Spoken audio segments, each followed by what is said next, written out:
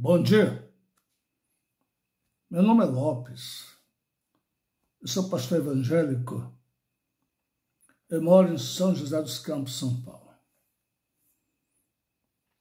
Eu quero dar as boas-vindas a este canal Maravilhas da Lei. Esse é o canal Maravilhas da Lei.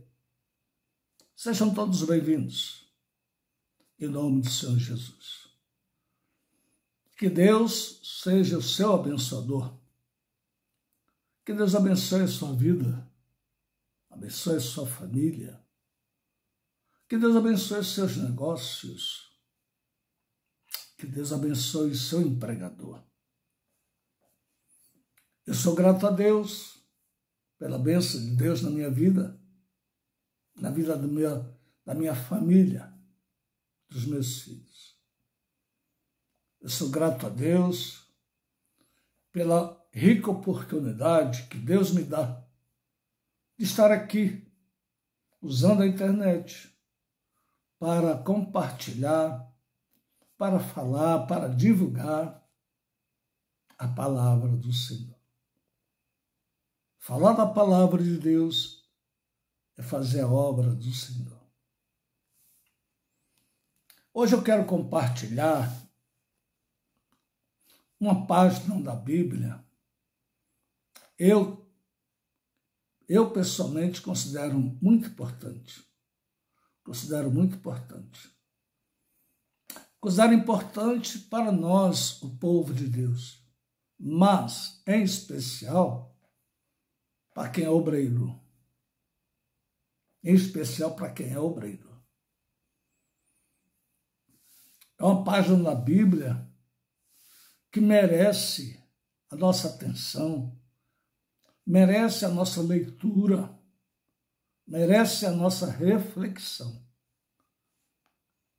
Porque é uma narrativa bíblica que serve para nos ensinar, a todos nós. Em especial, volto a dizer, quem é obreiro. Eu vou ler o texto da palavra, vou ler devagar, porque é um texto muito longo. Eu vou ler devagar e depois estarei comentando. O texto está escrito no segundo livro do sacerdote Samuel, capítulo 18.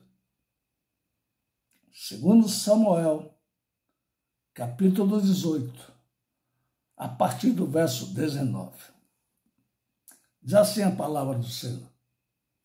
Então disse Aimás, filho de Zadok, deixa-me correr e anunciarei ao rei que já o Senhor o vingou da mão de seus inimigos.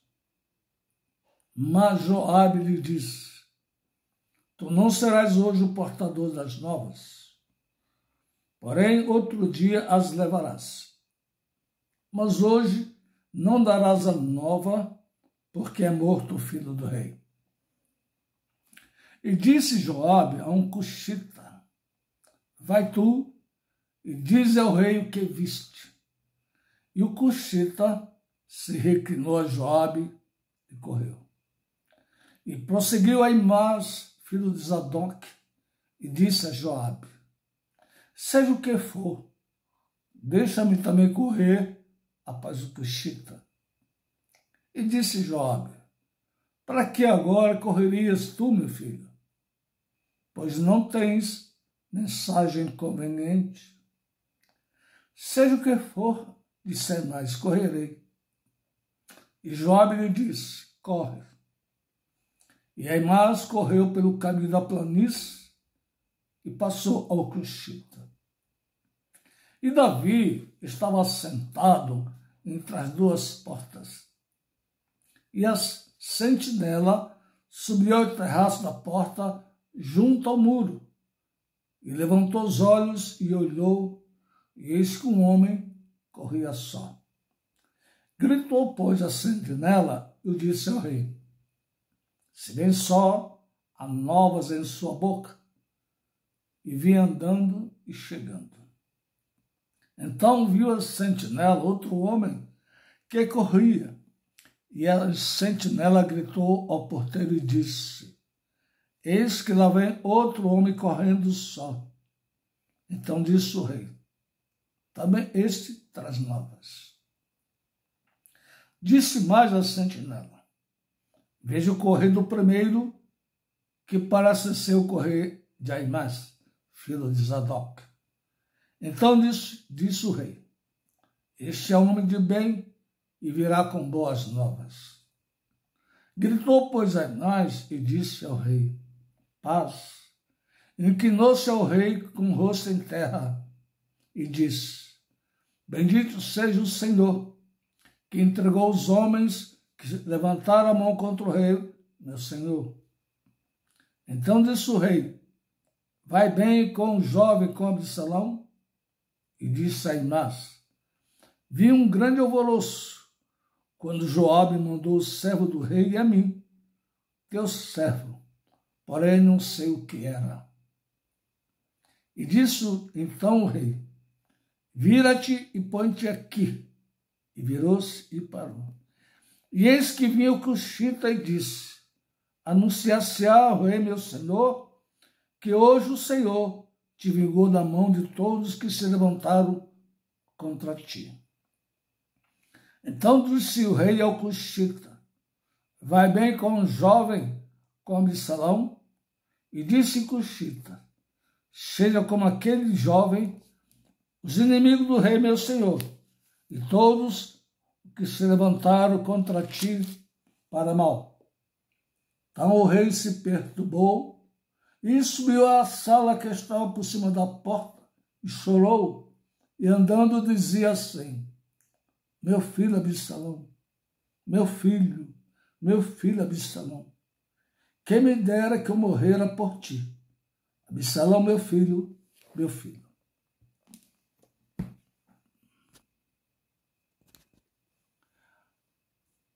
Essa narrativa, capítulo 18, a partir do verso 19, é uma narrativa que só trata da morte de Absalão, filho de Davi. Eu preciso fazer uma retrospectiva pequena para nós chegarmos até aqui e entendermos do que se trata essa narrativa. Segundo o livro do sacerdote Samuel, a partir do capítulo 11. Segundo o livro do sacerdote Samuel, a partir do capítulo 11. No capítulo 11, a Bíblia vai nos trazer a narrativa da cobiça de Davi sobre Batseba. Davi cobiçou e adulterou com Batseba. Batseba era uma mulher casada com Urias. Urias não era hebreu, não era judeu, era heteu. E Urias era um militar do exército de Davi. Urias era convertido ao Deus de Israel. E Urias era casado com Batseba. E Urias estava na guerra, batalhando a guerra de Israel. E Davi, diz o relato, que cobiçou, se correspondeu corporalmente com Batseba, engravidou Batseba. E Batseba fez saber a Davi que ela estava grávida. Davi chama Urias e prepara o homicídio, a morte de Urias. Tudo isso capítulo 11. E Urias, pela mão de Joabe, é morto sob a ordem de Davi. Capítulo 11. No capítulo 12, Deus envia o profeta Natã até o rei Davi. E Deus repreende, censura o mal que Davi fez na vida de Batseba e Urias. Deus repreende Davi e profetiza os castigos, os males que vão decorrer daí. Capítulo 12. No capítulo 13, a Bíblia diz que Aminon era um dos filhos de Davi com uma das esposas. Nesse tempo da vida, Davi tinha várias esposas. E Aminon era um de seus filhos com uma das esposas. Então, no capítulo 13, a narrativa diz que Aminon estupra, violenta Tamar. Tamar também era filha de Davi com uma outra esposa. E no capítulo 13, a Bíblia diz que Absalão jurou se vingar de Aminon. Capítulo 13. E ele premedita a morte de Absalão e consegue. No capítulo 14, vai dizer que Absalão fugiu da vista de Davi, seu pai.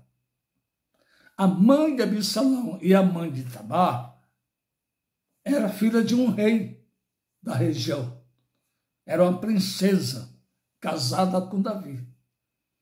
E Absalão, diante daquele propósito que ele fez de vingar a violência de Tamar contra Aminon, Absalão foge para o reino do seu avô, dos seus familiares, da mãe. E no capítulo 14 também vai dizer que Davi perdoou Absalão. E Absalão retorna para Jerusalém, para a convivência, para a presença de seu pai Davi. Capítulo 14. No capítulo 15, então começa Absalão a preparar a rebelião contra seu pai Davi. Eu quero aproveitar a oportunidade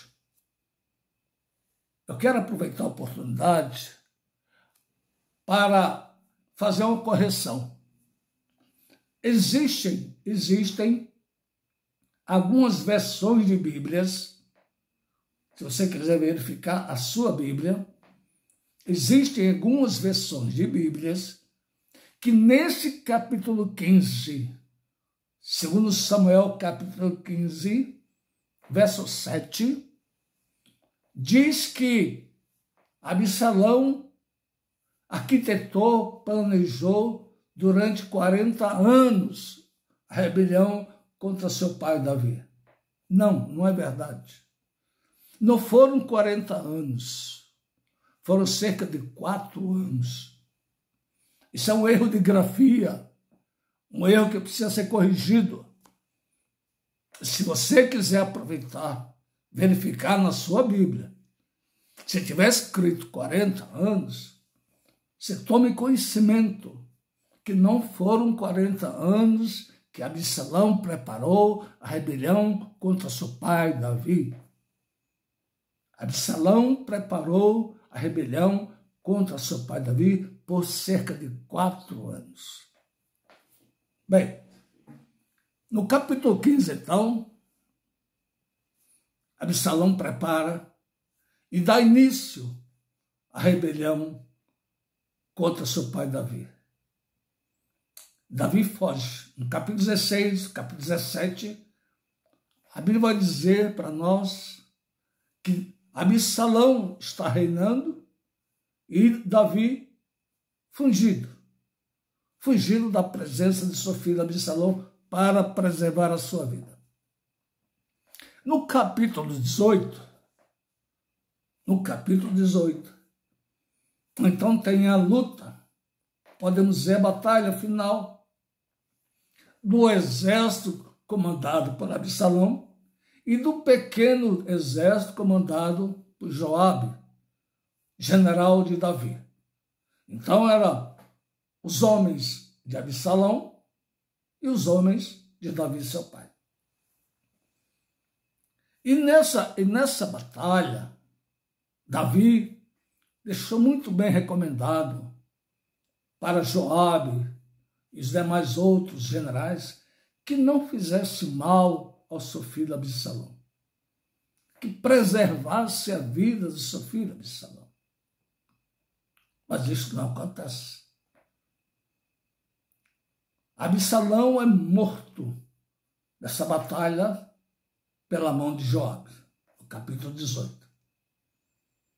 Então, agora, com a morte de Absalão, tem que se levar a notícia ao rei Davi, que aguardava. E é aqui que eu quero chegar. É aqui que eu quero chegar. Essa narrativa da morte de Absalão.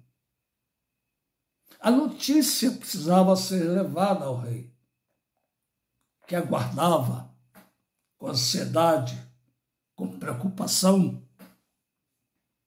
Ele aguardava a notícia. Absalão era morto. Precisava então levar a notícia ao rei.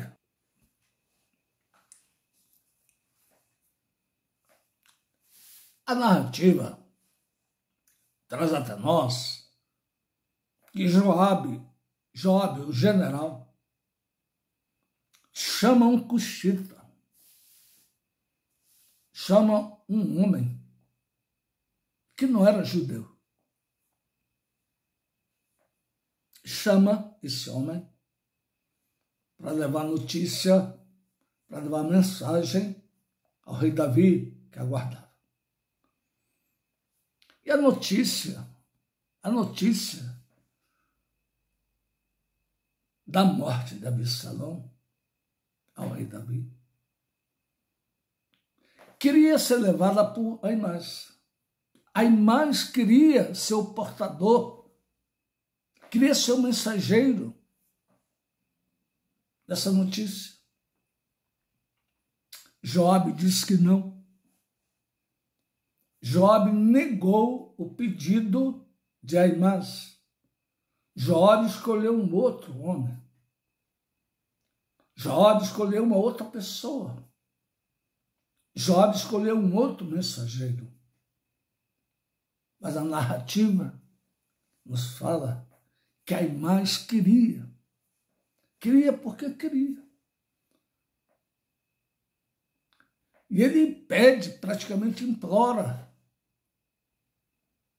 ao general Joabe que ele seja o portador, mesmo que ele não tenha mensagem. Joabe deixa claro que ele não tinha mensagem. A mensagem dele não serviria naquele dia, mas ele queria porque queria. E Joabe liberou. Então Aimás, segundo o texto, sai correndo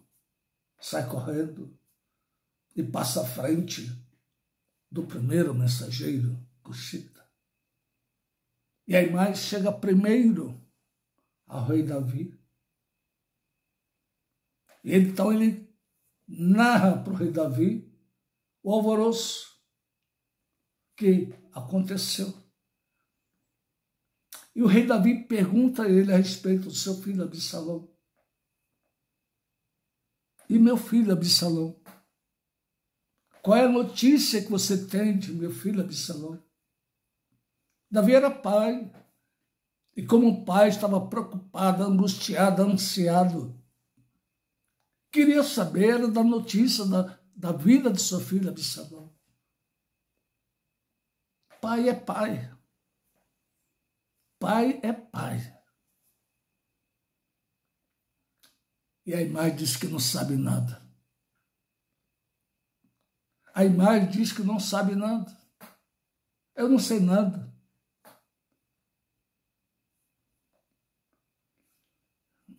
E o texto me chama muita atenção. O texto, após isso, após a resposta de Aimás ao rei dizer que não sabia nada, o texto me chama a atenção. O rei manda ele ficar de lado. Imagine, fica de lado, sai da frente, desocupa o espaço. Fica de lado, desocupa o espaço. Mensageiro sem mensagem. Mensageiro sem mensagem. Isso me toca. Isso me chama muita atenção. Como um servo de Deus, como um homem servindo ao Senhor, com a responsabilidade que eu tenho e que muitos de nós temos, de divulgar a palavra, de pegar a palavra, de falar a palavra, me chama muita atenção essa conduta de Davi para com Aimás. Fica de lado, desocupa o espaço, sai da frente. Chega o outro mensageiro. E o outro mensageiro traz ao rei a notícia da morte de seu filho Absalão. Não é uma notícia agradável? Não, não é. Mas era uma notícia, mas era uma resposta que o rei esperava. O rei queria saber que fim levou a vida do seu filho Absalão naquela batalha.